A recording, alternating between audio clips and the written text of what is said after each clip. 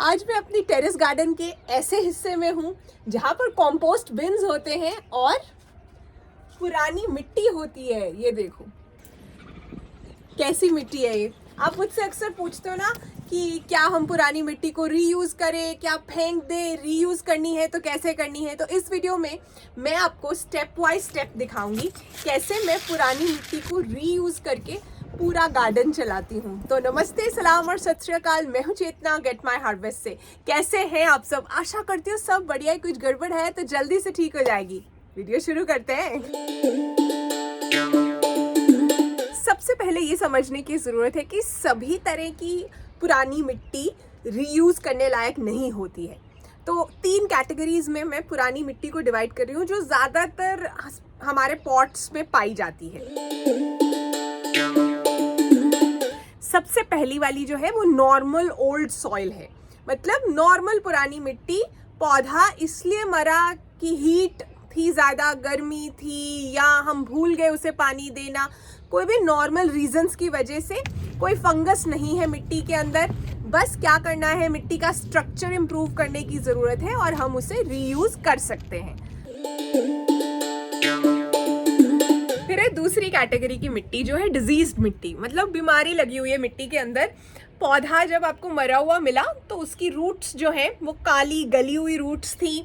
पौधा मुरझाया हुआ था बुरी तरह से और आपने पूरी तरह से अच्छे से केयर भी की थी। मिट्टी के अंदर से या तो स्मेल आ रही है या वाइट कॉटनी कुछ कुछ दिख रहा है। ऐसी मिट्टी को आप सीधा दोबारा गमलों में रीयूज़ नहीं कर सकते। स्पेशली सब्जियां उगाने के लिए तो बिल्कुल नहीं करती मैं। ऐसी मिट्टी को मैं सोलराइज करवाती हूँ, धूप लगवाती हूँ, पहली चीज़। दूसरी चीज़, या तो मैं अपने, क्योंकि मेरे पास तो गार्डन भी है, तो मैं क्यारियों के अंदर या गार्डन बेड्स के अंदर थिन लेयर डाल देती हूँ। स्प्रेड हो जाती है मिट्टी सोलराइज होने के बाद। या फिर अगर मैं उसे रीयूज़ कर भी रही हूँ ना, तो मैं ये देखती हूँ कि उसमें ऑर्नामेंटल प्लांट या कोई कटिंग्स वाले प्लांट्स लग रहे हैं, अलग बात है। कोई भी अपना बहुत इंपॉर्टेंट वाला प्लांट नहीं लगाती ऐसी मिट्टी के अंदर। फिर तीसरी जो कैटेगरी है ना मिट्टी की, वो होती है इंडोर प्लांट्स की मिट्टी। ज़्यादातर ऐसी हो जाती है, सॉल्ट हैवी मिट्टी, वाइट क्रस्ट जम जाता है। ऐसी मिट्टी को ट्रीट करना पड़ता है। सिर्फ कॉम्पोस्ट या कोकोपीट डालने से बात नहीं बनती, वो मैं आगे बताऊंगी क्या करना है। रीयूज तो हम कर ही रहे हैं ये सब, लेकिन एक अलग तरीके से। मिट्टी को फेंकना क्यों नहीं है बारी बारी से, क्योंकि एनवायरनमेंट के लिए भी सही नहीं है और आपकी पॉकेट के लिए भी सही नहीं है। तो आपको आना चाहिए कैसे मिट्टी को दोबारा से मुझे सही करना है, सही बनाना है। वीडियो देखते रहना, क्योंकि गार्डन सॉइल और पॉटिंग मिक्स और पुरानी मिट्टी को रिवाइव करने के बारे में जो आपके डाउट्स हैं ना, वो क्लियर हो जाएंगे। जब भी मैंने ऐसे वाले काम करने होते हैं ना, तो ये मैट बहुत काम आता है। इस तरह से ना इसके बटन्स लगे हुए कॉर्नर्स में, तो ये क्लोज्ड ट्रे सा बन जाता है मेरे लिए।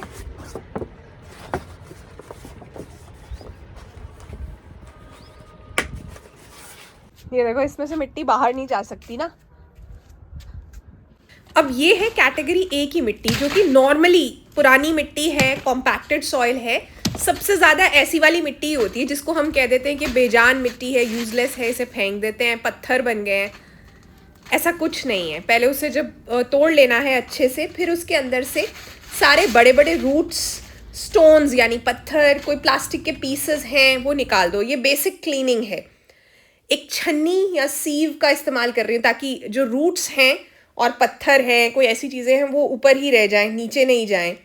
किसी भी मिट्टी में ना ये सब चीज़ें जो होती हैं, जैसे जड़ें हैं, लेफ्ट ओवर्स या प्लास्टिक के बिट्स हैं, कुछ ना कुछ ऐसी चीज़ें या पत्थर आ ही जाते हैं एक टाइम के बाद। कई बार नर्सरी से आप कुछ प्लांट्स लाए होते हो, उस मिट्टी में ये सब होता है।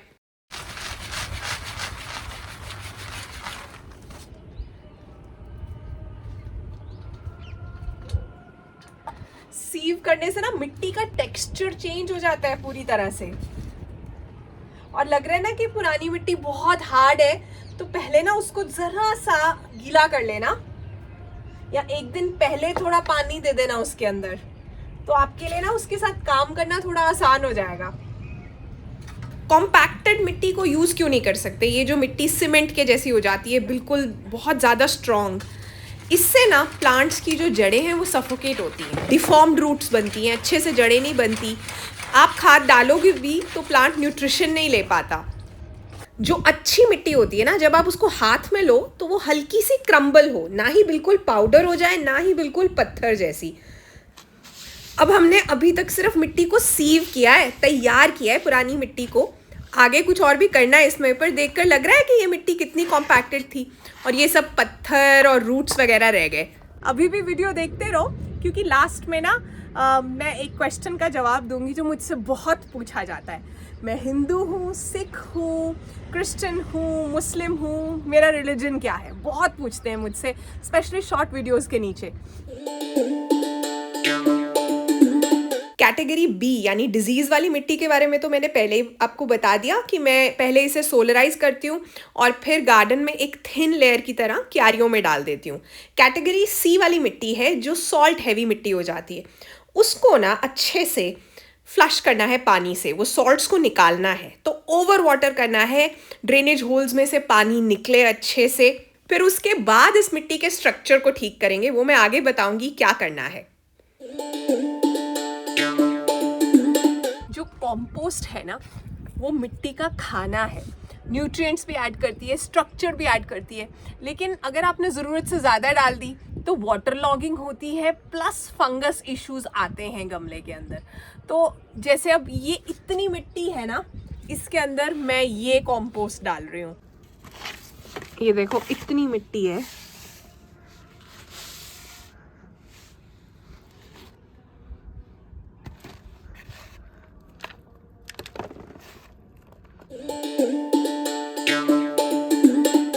जहाँ तक बात आती है ना कोकोपीट और लीफ मोल्ड और सैंड की, रिवर सैंड की, कोकोपीट, वैसे तो कोकोपीट और लीफ मोल्ड जो है मिट्टी को लाइट बनाते हैं, एयरी बनाते हैं। ज़रूरत से ज़्यादा आपने कोकोपीट या लीफ मोल्ड डाल दिया, फिर वही प्रॉब्लम होगी, या तो पानी ही रहता रहेगा उसके अंदर और सूखेगी ही नहीं मिट्टी। जो रिवर सैंड है ना, वो सेफर ऑप्शन है। जब हम सॉइल को अमेंड कर रहे हैं तो रिवर सैंड कौन सी होती है, जो आपके घर के आसपास भी कहीं पे कंस्ट्रक्शन चल रही हो ना, तो वो सैंड मंगाते हैं। कंस्ट्रक्शन में सैंड यूज़ होती है, सीमेंट में भी मिक्स होती है, रेत कहते हैं जिसे यहाँ, बालू कहते हैं। वो आपको रिक्वेस्ट करनी है या आप पे करके ले सकते हो, किसी भी कंस्ट्रक्शन वाले स्टोर से तो मिल ही जाएगी।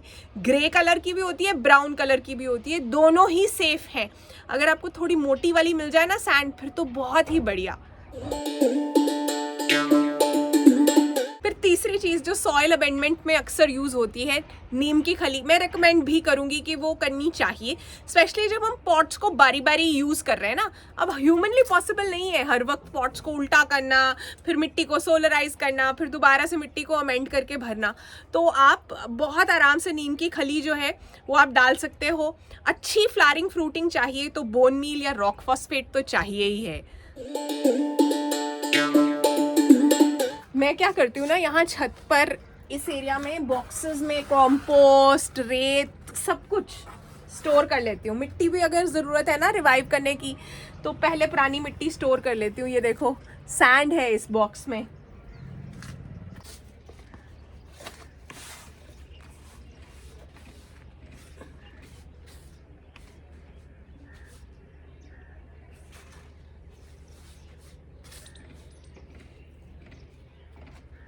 अब कैटेगरी ए और कैटेगरी सी वाली मिट्टी के स्ट्रक्चर को ठीक करना है ना, तो एक पार्ट जो है मैंने कंपोस्ट ली है, 3 पार्ट पुरानी मिट्टी है जिसे सीव किया था, छान लिया था, फिर आधा हिस्सा जो है कोकोपीट या लीफ मोल्ड लेना है और 1/4 हिस्सा लेना है रेत।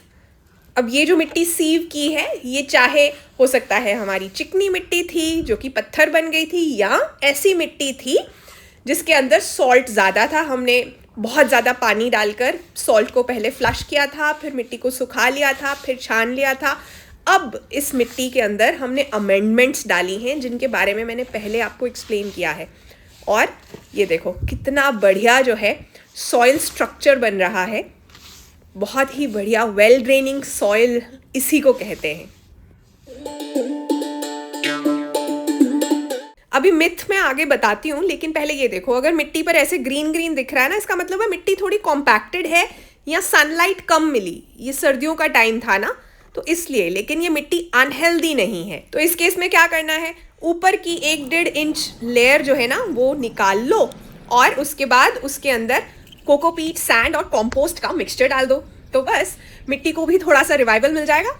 मैं बात करूँ ना, 3 ऐसे मिथ, झूठ जो अक्सर पुरानी मिट्टी के बारे में कहे जाते हैं। पहली तो ये कि पुरानी मिट्टी कभी यूज़ नहीं करनी चाहिए। सच ये है, जैसा मैंने दिखाया है, कुछ ट्रीटमेंट करो, टेक्सचर इम्प्रूव करो, रीयूज़ कर सकते हो, करनी चाहिए। दूसरी चीज़ कहते हैं कि पुरानी मिट्टी में बस कंपोस्ट मिला दो और फिर सब ठीक है। नहीं, कई बार ऐसा होता है कि पुरानी मिट्टी इतनी चिकनी है कि उसमें हमें सैंड मिलाने की भी ज़रूरत है। कई बार ऐसा लगता है कि कंपोस्ट तो अभी पिछले महीने ही डाली थी, कंपोस्ट नहीं मिलानी और थोड़ा कोकोपीट डालना चाहिए। तो ये भी समझना चाहिए। जितना ज़्यादा आप करोगे ना, ये ऐसे वाले हाथ आपके जितने ज़्यादा बनेंगे, उतना ही ज़्यादा आपको समझ आएगा। कुछ चीज़ें मैं आपको सिखा सकती हूँ, लेकिन करनी आपको पड़ेंगी। और आप जब करोगे ना, तो आपके लेसन्स फिर आपको याद आएगा कि हाँ, चेतना दीदी ने ये कहा था गेट माई हार्वेस्ट की उस वीडियो में। आप रिलेट कर पाओगे कि ये चीज़ें जो है ना, किताबों से नहीं समझ आती हैं। बहुत से ऐसे लोग हैं जिन्होंने किताबों में बहुत सी पढ़ाई की है प्लांट्स और नेचर के रिलेटेड, लेकिन प्रैक्टिकली कुछ नहीं किया है, तो इसलिए उन्हें हमसे काफ़ी कम आता है। हम सब गार्डनर्स जो हैं प्रैक्टिकली कर रहे हैं, हमें ज़्यादा आता है। तो तीसरा मिथ कहते हैं कि जितनी देर आप धूप लगवाओगे ना मिट्टी को, उतनी ही हेल्दी होती जाएगी। नहीं, ज़रूरत से ज़्यादा सोलराइजेशन करोगे तो मिट्टी के जो अच्छे वाले माइक्रोब्स हैं ना, वो भी मर जाएंगे। मिट्टी जो है बस नाम की मिट्टी होगी, उसमें जान ही नहीं होगी। मिट्टी अलाइव होनी चाहिए ना। Our soil should be alive with good microbes, कोई पैथोजेंस, कुछ थोड़ी थोड़ी चीज़ें उनमें होती हैं, उन्हीं से ही पौधे में जान आती है। पौधे को बहुत लोनली फील होता है अगर मिट्टी में केंचुए ना हो, कीड़े ना हो, अच्छे वाले जो छोटे छोटे माइक्रोब्स जो हमें ऐसे नेकेड आई से नहीं दिखते, वो सब ना हो। तो इसलिए ज़रूरत से ज़्यादा धूप लगवाने से मिट्टी हेल्दी नहीं होती है, बेजान हो जाती है। अब ये देखो, कोई कह सकता है कि ये मिट्टी ऐसी हो गई है, पता भी नहीं चल रहा है ना। जब आप मुझसे पूछते हो कि इतना अच्छा हार्वेस्ट कैसे मिलता है, यही तो है रीज़न। तो जब आप पुरानी मिट्टी को सही से ट्रीट करोगे, आपका गार्डन भी खुश, पॉकेट भी खुश और एनवायरनमेंट भी खुश। पिछली वीडियो में जो क्वेश्चन पूछा था, उसका आंसर है ब्रसेल्स स्प्राउट्स। इंडिया में इतनी कॉमन नहीं है ये सब्जी, तो I am proud of you जिन्होंने करेक्ट आंसर्स दिए। अगली वीडियो के लिए आपको बताना है ये किस सब्जी का फूल है। इसका मास्टर क्लास वीडियो मंडे को भी आया था। देखो, मैंने हिंट भी दे दिया। अपना नाम और शहर लिखना साथ में। ना कर थे हेरा फेरी, मिट्टी नाल ना धोखा कर तू भी मिट्टी मैं भी मिट्टी, जात पात दी गल ना कर तू, जात भी मिट्टी पात भी मिट्टी, जात सिर्फ खुदा दी उच्ची, बाकी सब कुछ मिट्टी मिट्टी। जो लोग मुझे शॉर्ट्स में देखते हैं ना, अक्सर वो मुझे ये सवाल पूछते हैं, मैम आप क्या हिंदू हो, क्या आप मुस्लिम हो, आप पंजाब में रहते हो, क्या आप सिख हो? मायने रखता है, हम सब मिट्टी हैं असली में। सोच कर देखना। और जो देश अपनी मिट्टी को ख़राब कर देता है ना, वो खुद को ख़राब कर देता है। इस बात का भी ध्यान रखना है। अपना बहुत सारा ध्यान रखिए। और गेट माई हार्वेस्ट की वीडियोस देखने के लिए दिल से थैंक यू। आपके कमेंट्स का मुझे इंतज़ार रहेगा।